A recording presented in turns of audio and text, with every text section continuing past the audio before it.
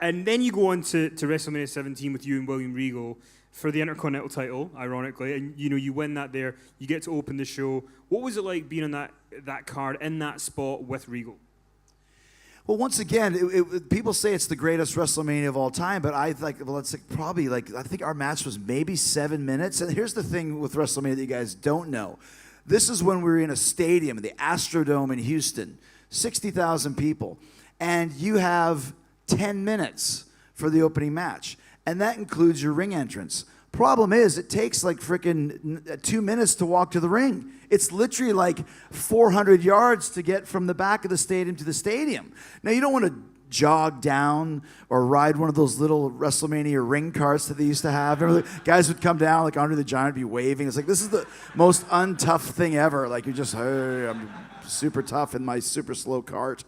And by the time we got to the ring, I think we had 7 minutes, and you do not go over time at WrestleMania. So another thing that I'll point out to you guys as we continue this conversation throughout the next hour and a half or whatever it is that WrestleMania, everybody wants to have the best match on the show. Everybody wants to have the classic, the legendary performance. Problem is, there's only a few matches on the show that are booked and given the spotlight for that. And what I mean is matches that are given 20 minutes, 30 minutes, matches that are put in certain positions. So when you have a 7-minute opening match, of course we wanted to have this all-time classic, but you just really can't. It's just the focus isn't on it, the time isn't there, so you still do the best that you can, but everybody wants to steal the show at WrestleMania. And it doesn't matter where you are on the card, you still have that attitude, but reality creeps in when you're like, we have 7 minutes. And I remember, once again, I felt very rushed in that match. Vince loved it after. What a great opening match. What an opening match. And I was just like, really? It was 7 minutes. I didn't really think it was all that great. I think there was a couple mistakes in there, as you guys call them, botches. That is one of my least favorite words in the world. Oh, you botched it, mate. Did I? And what was I supposed to do? Tell me. Please tell me. Know-all wrestling fan on Twitter. How did I botch this? But so it was, and I remember too, like, this is pretty crazy, but they used to have this after-show WrestleMania party where the whole company would be there, and Vince would be there, and the whole, like, the office was there. And Vince's favorite bands are AC/DC and the Rolling Stones.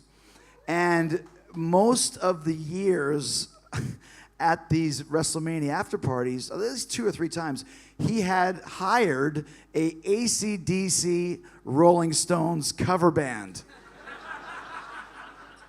How do you do an AC/DC Rolling Stones cover band? Well, they would come out for the first half of the set dressed as AC/DC.